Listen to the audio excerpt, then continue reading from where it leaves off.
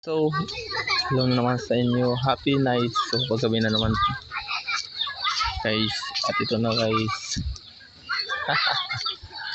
Mga tanim guys. Dito na naman tayo. Kasama ko yung aking kapitbahay. Dito naglalaro sila guys. Naghahabol-habulan sila.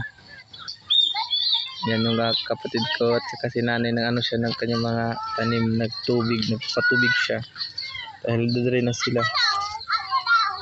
Mga kabataan ngayon, sarap bumalik kapag kabata, batang 90s.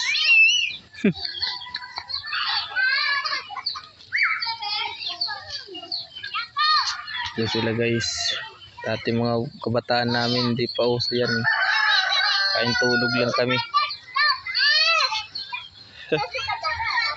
Tapos pag hindi na susunod yung mga ito sa bagulang palo agad.